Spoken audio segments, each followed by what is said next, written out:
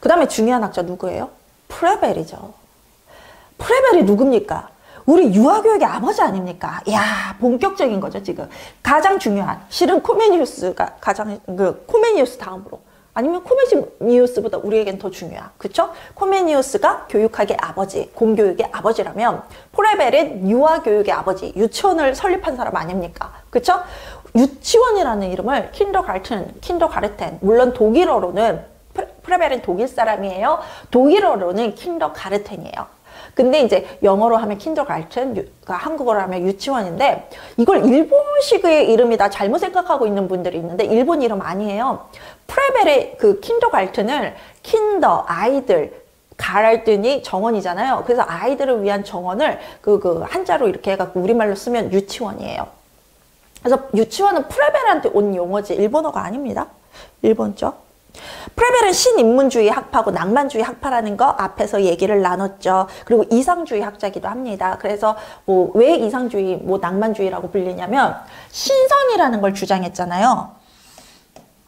이 신성에서 신은 뭘 말할 거예요? 신이에요, 신. 신의 본성. 이건 본성을 뜻하거든요. 신의 성격, 신의 본성이 누구한테 있어요? 세상 만물에. 인간에게도 있고 우리 아이들에게도 있고 세상 만물에 있어요.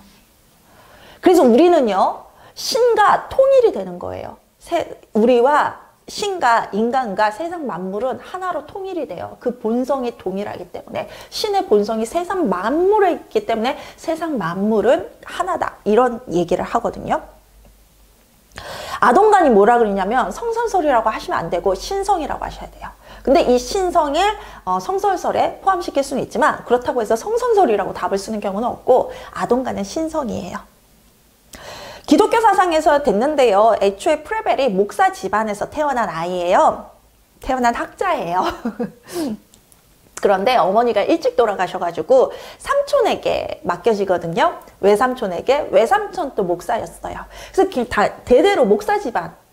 아버지 쪽도 어머니 쪽도 목사 집안이었던 거예요. 그러니까 신의 말씀이 가장 중요했겠죠. 그리고 프레벨은요, 본인이 이렇게 아버지 집인 살아 있었지만 그 아버지 밑에서 못 크고 삼촌 집에서 크다 보니까 빨리 독립했어요. 일을 했다라는 거예요. 아주 어렸을 때부터, 10대 때부터. 그 숲을 지키는 숲지기였어요. 숲을 관리하는 숲지기. 그러니까 숲이라는 곳이 프레벨에게는 신의 말씀을 깨달을 수 있는 곳이었고 그 어떻게 깨달았냐? 숲에 있는 세상 만물과 상호작용하면서 알았다는 거예요. 거기에 신의 말씀이 있더라. 그래서 유치원을 킨더가르텐 유치원을 설립한 거예요. 유아들을 위한 정원. 그곳이 신이 세상 만물의 자연이 그대로 녹아져 있는 그런 곳이라서. 그래서 유치원을 설립하게 된 거죠. 이 유치원에서 신의 말씀을 깨닫는 거. 무엇을 통해서? 음물이라는 교구를 통해서. 음물은 신의 선물이에요. 신의 선물이라는 뜻의 교구예요. 놀잇감. 이 놀잇감을 아이들에게 주고 아이들이 거기서 신의 말씀을 깨닫게 한 거죠. 왜? 성경책을 줄 수는 없잖아요. 우리 아이들은 아직 글을 읽지 못해요. 그러니까 성경책을 주지는 못했고 그 대신 음물이라는 놀잇감을 줘서 거기서 신의 말씀을 깨닫게 했고요. 음물은 독일어로 가베라고 한대요. 근데 이 가베가 신의 선물이란 뜻이에요. 근데 재밌는 거 알려드릴까요? 독일에서는 커피도 가베라 그래요. 신이 준 선물이라는 거죠. 우리 성인들의 가베는 커피고 유아들을 위한 가베는 음물, 신의 선물인 거죠. 그쵸? 그렇고 이런 교육을 해요. 음물을 가지고 유치원에서 교육을 하도록 해요. 그런데 프레벨의 유치원은요. 우리의 지금 유치원이랑 성격이 좀 달라요. 우리의 유치원은 유아들을 위한 정원이잖아요. 말 그대로. 그런데 프레벨은 가정교육, 어머니 교육을 굉장히 중시하거든요. 왜? 본인이 어머니가 없었잖아요. 어렸을 때 돌아가셔서. 그래서 어머니와 유아가 함께 하는 시간을 굉장히 중요하게 생각했어요. 유치원에 어머니도 와요.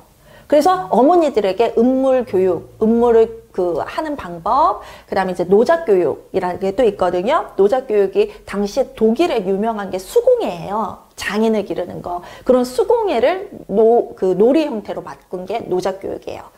그리고 이제 프레벨의 교육은 그럼 뭐겠어요? 기족교육이겠어요? 아니요. 모든 아이들을 위한 교육이었던 거예요. 그쵸? 그래서 노작교육이라는 걸 했던 거고, 그리고 어머니에게 와서 아이들과 상호작용하는 법, 동시동화도 알려주고, 음물하는 방법도 알려주고, 노작교육도 알려주고, 자신의 교육 방법을 어머니들에게 전수를 하는 겁니다. 그게 부모 교육이 되겠죠. 어머님들도 같이 교육을 시켰으니까. 근데 이 어머님들이 우리 아이에게는 어머니지만 결국 다른 사람의 아이들에게는 교사가 됐던 거예요. 그래서 프레벨의 유치원은 당시에 교사 양성 기관이기도 했어요. 유아들을 위한 정원, 유아들을 위한 교육기관이기도 했고요. 부모 교육기관이기도 했어요. 그쵸? 어머니가 같이 와서 부모 교육을 받았으니까. 그리고 그 부모 교육을 받아서 다른 아이들에겐 교사가 됐으니까 교사 양성기관이기도 했던 곳이에요. 프레벨의 교육은. 자, 신의 말씀을 전하는, 신의 말씀을 음물이라는 교구를 통해서 아이들이 깨우칠 수 있게, 그래서 신성을 발현할 수 있게 도와주는 것이 유치원이었던 거예요.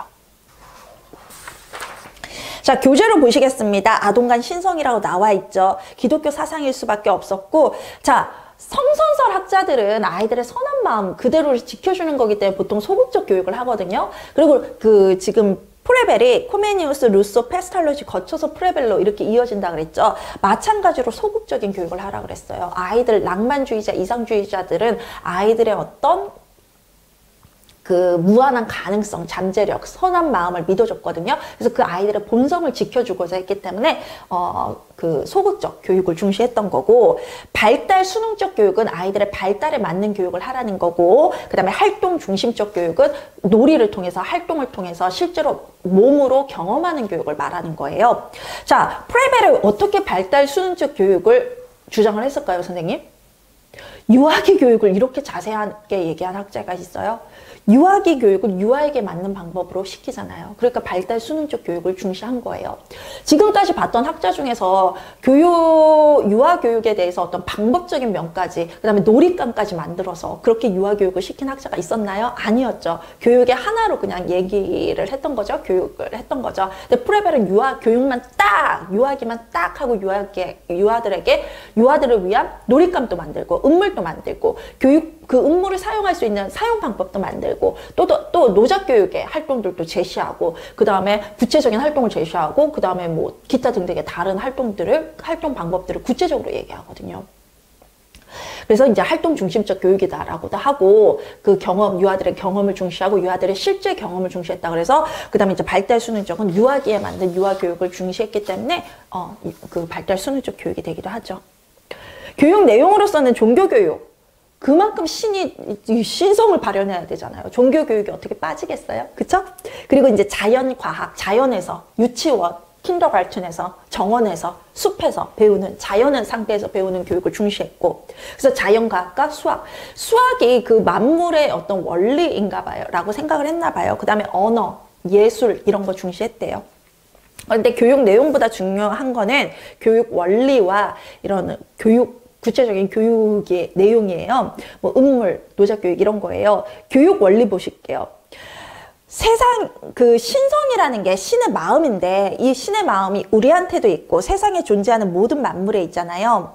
신의 마음이 모든 만물에 있기 때문에 모든 만물은 그 신성을 중심으로 하나가 된다가 통일의 원리예요. 우리는 다 같은 하나다. 만유재신론은 같은 개념이면서도 다른 개념이에요. 만유재신론은 이런 뜻이에요. 세상 만물에는 신이 깃들어 있다. 신의 본성이 깃들어 있다. 신성이 깃들어 있다. 거기까지가 만유재신론. 그 만유재신 때문에 모든 사물이 하나가 된다. 인간과 신과 사물은 하나가 된다가 통일의 원리. 모든 만물에 신의 마음이 깃들어 있다. 만유재신론. 그렇기 때문에 우리는 하나가 된다. 통일된다. 이건 통일의 원리. 같은 개념으로 쓸 때도 있고 구별할 때도 있어요. 근데 만유재신론이란 표현보단 통일의 원리가 쓰이니까 잘 모르겠으면 통일의 원리 쓰세요. 만유재신론이 답일 때도 통일의 원리 쓰면 동의어로 인정되는 경우가 많아요. 그 다음에 연속성, 계속성의 원리는 각 발달 단계, 유아기에는 유아기에 맞는 교육이 있고, 아동기에는 아동기에, 그 다음에 이제 청소년기에 맞는 교육, 성인에 맞는 교육, 이렇게 되겠죠. 이런 모든 교육들이 다 연속적으로, 단계별로 발달별로 연속적으로 이루어져야 된다는 게 연속성의 원리, 계속성의 원리예요. 그래서 유아기 교육이 아동기 교육과 만나고 아동기 교육이 청소년기에 만나고 그래서 교육이 딱딱 끊어지는 게 아니라 서로 연계된다. 연속적으로 이루어져야 된다. 연속성의 원리, 계속성의 원리고요. 자발성과 자기활동의 원리는 아이들이 스스로 능동적으로 자기 흥미에 근거해서 그 활동을 스스로 선택해야 된다가 자발성과 자기활동의 원리예요. 아이들이 스스로 선택하고 아이들이 주도하고 아이들이 이끄는 거. 자발성, 자기활동의 원리. 그 다음에 놀이와 유희의 원리는요. 놀이는 우리가 말하는 놀이랑은 좀 다른 게 프레벨의 놀이는 음모를 활용하는 활동만 놀이예요. 기타 등등의 유아들이 흥미를 가지고 자발적으로 하는 활동을 유희라고 했어요.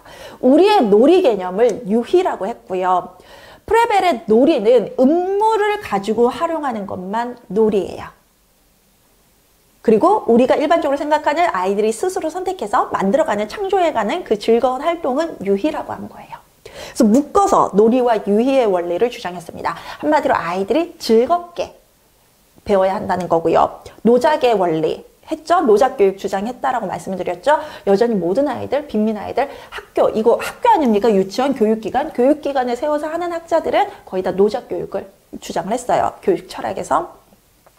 사회성의 원리. 각각의 집에서 가르쳐 이게 아니라 유치원이라는 곳에서 와서 아이들이 배우게 한 거는 부모와 어머니와의 상호작용도 중요하지만 또래와의 상호작용 그리고 어머니가 아닌 다른 성인, 다른 자녀들의 어머니와의 상호작용도 굉장히 중시한 거예요. 사람과 사람의 만남, 이것을 우리는 사회라고 하거든요. 그래서 프레벨은 사람은 사회적인 존재니까 친구들과 함께 뛰어놀면서 배워야 된다는 사회성의 원리를 중시했어요. 그리고 인본주의 원리는요. 이거 질문 많이 들어와요. 신의 말씀을 따랐던 사람이고 신성을 주장했던 사람인데 어떻게 인본주의가 되냐고. 신을 중시했던 사람인데 어떻게 인본주의는 인간을 중심으로 보는 거거든요. 근데 어떻게 인본주의가 되냐고. 신의 본성, 신성이 어디에 있다고 그랬어요? 인간 안에 있다고 그랬잖아요. 그러니까 인간을 신만큼 존중한 거예요. 그러니까 인본주의 학자인 거예요. 교육 방법으로 놀이와 유희를 중심으로 한 교육, 노작교육, 기타 등등의 어머니와 유아들의 관계를 강조한 게 있고 뭐 영아기, 유아기, 소년기로 나눴는데요. 그건 중요한 건 아니고 그냥 이렇게 발달에 대해서 얘기를 한 게 있다. 그냥 읽어보시면 돼요. 우리한테 중요한 건 유치원이죠. 유치원은 유아들을 위한 정원이라는 뜻입니다. 그쵸? 숲, 거기에 이제 자연 상태를 말하는 거죠. 그 다음에 음모를 통한 교육. 음모를 통한 교육이 뭐라 그랬어요? 놀이라 그랬어요. 음모는요, 1에서 10 음물까지 있는데요. 점, 선, 면, 입체, 점에서부터 시작해서 3차원으로 나가는 게 음물이에요. 가 아니라 3차원에서 점으로 나가는 게 음물이에요. 죄송합니다. 제가 지금 착각했습니다.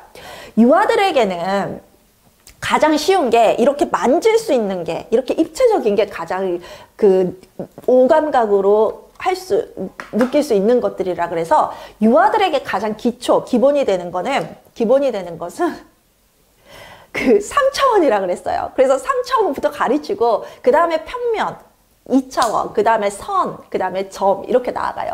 우리 성인들에게는 점, 선, 선, 면 3차원으로 가겠지만 유아들에게는 손으로 만지고 조작할 수 있는 3차원이 가장 쉽고 기본적인 거라는 거예요. 그래서 3차원, 2차원, 1차원 점으로 가요. 자, 다시 아까 얘기한 거 다시 3차원, 2차원, 1차원 점. 그래서 입체, 평면, 선, 점으로 간다는 거 말씀을 드리고요. 1음물과 10음물이 그렇게 입체부터 시작해서 점으로 끝나게 만들어져 있어요. 뭐 1음물이 색공이다. 2음물은 뭐 구다, 원주다, 입방체다. 그걸 외우실 필요는 없고요.